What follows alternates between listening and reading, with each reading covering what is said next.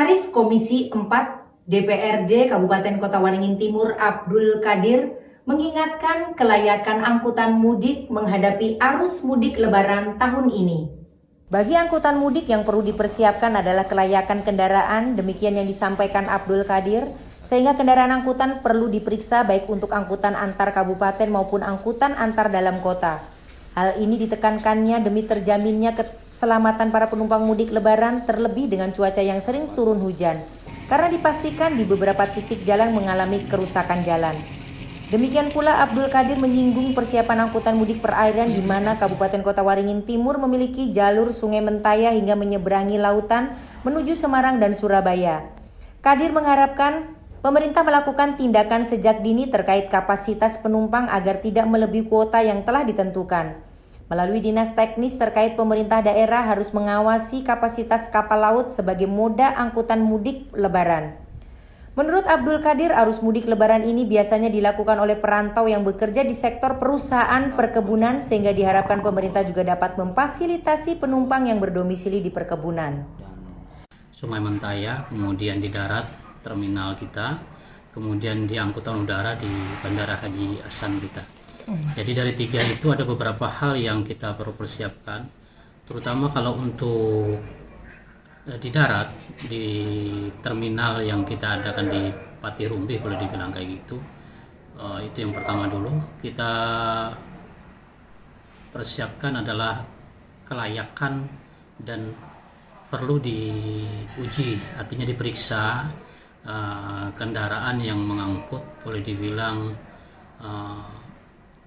penumpang-penumpang dari, artinya antar di dalam kota sendiri maupun antar kabupaten, ya itu yang di terminal, karena ini demi keselamatan seiring juga dengan cuaca yang artinya yang sekarang cenderung banyak hujan.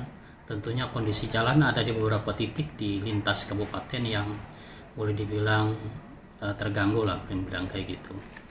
Kemudian di angkutan sungai, terutama ini penggunaan kapal laut yang menghubungkan Sampit mungkin ke Surabaya.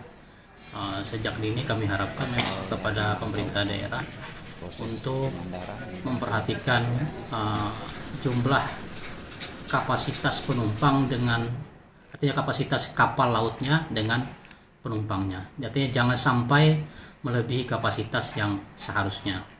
Nah, ini mungkin ada instansi yang lebih berwenang untuk mengawasi itu. Namun kami dari lembaga DPRD mengharapkan pemerintah daerah, terutama khususnya Dinas Perhubungan, bisa untuk artinya mengawasi hal tersebut juga. Kita skip ya, sebentar ya. Nah, ini karena ini banyak melibatkan jumlah penumpang, tentunya kerjasama pemerintah daerah terutama dengan pihak-pihak ketiga yang artinya yang penumpang, artinya asal penumpang itu sendiri. Ini kan terutama biasanya dari sektor perkebunan. Nah, dan diharapkan di sini ada kerjasama pemerintah daerah dan perkebunan untuk artinya memobilisasi umpamanya penumpang itu supaya aman dan tertib.